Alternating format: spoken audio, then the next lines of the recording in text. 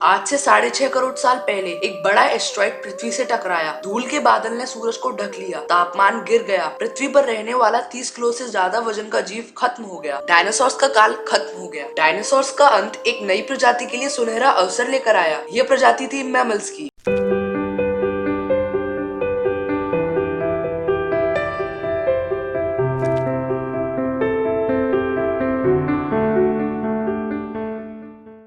Mammals यानी स्तनधारी जीव, इन्होंने खुद को इस महाविनाश से बचा लिया था। अत्यंत गर्मी से बचने के लिए ये जमीन के अंदर रहने लगे थे और जिंदा रहने के लिए इन्होंने सब कुछ खाना शुरू कर दिया। इतने बड़े महाप्रलय के गुजर जाने के बाद धरती फिर से सामान्य हो गई थी। सतह पर फिर से नए पेड़ पौधे उगने लगे थे और धरती पर जो 5% जीव बच गए थे उनमें एडेप्टिव रेडिएशन की प्रक्रिया से नई प्रजातियां जन्म लेने लगी। आज से करीब 4.7 करोड़ साल पहले धरती के वातावरण में लगातार बदलाव होने शुरू हुए। धरती के टेक्टोनिक प्लेट्स में हलचल हुई जो धरती के दो बड़े महाद्वीप को एक दूसरे के पास ले गई। ये वही भूभाग है जहां हम भारतीय रहते हैं। ये है इंडिया, जो एशिया महाद्वीप की ओर तेजी से बढ़ रहा था। इन दोनों महाद्वीपों के टकराने की वजह से हिमालय जैसी पर्वतमालाएं खड़ी हुई। ये वही पर्वतमाला है जिसे आज हम जानते हैं दुनिया की सबसे ऊंची चोटी माउंट एवरेस्ट के नाम से। ये पर्वतमालाएं इतनी ऊंची थी कि इससे मौसम का पैटर्न बदलने लगा, जिससे पृथ्वी ठंडी होने लगी। इस पर्वत श्रृंखला से गिरने वाला बर्फ आगे चलकर कई नदियों का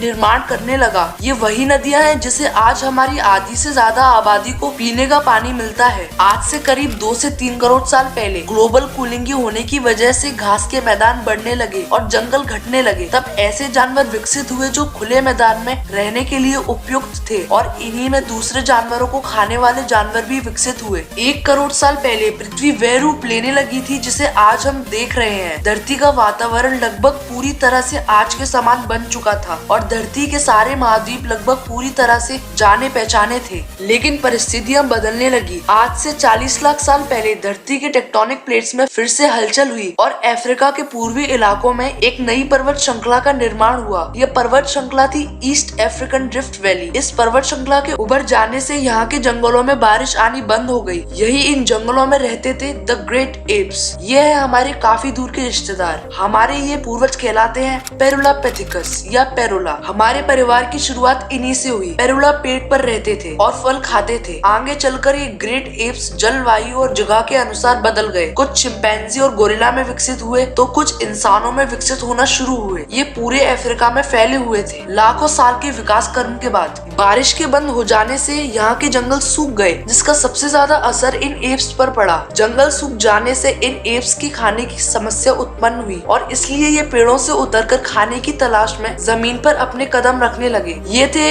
एडिपेथिकस रेमिडियस। ये है हमारे पूर्वज जिन्होंने जमीन पर मानव इतिहास का पहला कदम रखा। इनका दिमाग एक संतरे जितना बड़ा था और इनकी लंबाई 4 फीट तक थी। ये हमारे वंश के सबसे पहले सीधे चलने वाले जीव थे। समय के साथ साथ विकास की प्रक्रिया चलती रही और हमारे पूर्वज धीरे धीरे विकसित होने लगे। 23 लाख साल पहले अब हमारे पूर्वजों का दिमाग पहले से काफी ज्यादा बड़ा हो गया था। ये थे होमो हेबिलियस। इन्होंने पहली बार पत्थर को हथियार की तरह इस्तेमाल करना शुरू किया। पत्थर के इस्तेमाल ने अंगूठे और उंगलियों को मजबूती दी, जिससे हम और अधिक कुशल तरीके से इनका इस्तेमाल करने में सक्षम हो गए। हमारे पूर्वज अब समूह में जानवरों का शिकार करने लगे थे। ये थे होमो इरेक्टस, जो अन्य जानवरों से ज्यादा होशियार थे। इन्होंने ही सबसे पहले आग का इस्तेमाल करना सीखा। आग की खोज हमारे पूर्वजों की सबसे बड़ी खोज थी। ये उन्हें जंगली जानवरों से सुरक्षा देती थी और इसी वजह से परिवार भी बनने लगे थे। इन्होंने आग पर मांस को पकाना सीख लिया था। आंच पर खाना पकाने का मतलब था कम ऊर्जा खर्च होना और इसी वजह से ये ऊर्जा अब इनके दिमाग पर खर्च होने लगी और इन्हें कैलोरी और ज्यादा ताकत मिलने लगी, जिससे हमारे पूर्वजों का दिमाग काफी बड़ा हो गया। आज से करीब 1 लाख साल पहले आज के इंसान ने अपना रूप ले लिया था। हमने अब बोलना शुरू कर दिया था। यही वो आखिरी विकास क्रम था जिसके बाद विकसित होकर हम बने, हम यानी होमो सेपियंस। करीब 50,000 साल पहले आइस एज शुरू हो गया और नॉर्थ पोल से आगे बढ़ने लगा। उसी वक्त इंसान चाइना और ऑस्ट्रेलिया तक पहुंच गया। 30,000 साल पहले इंसान पहली बार यूरोप पहुंच गए। आइस एज के इतने कठिन दौर में भी इंसान हर उस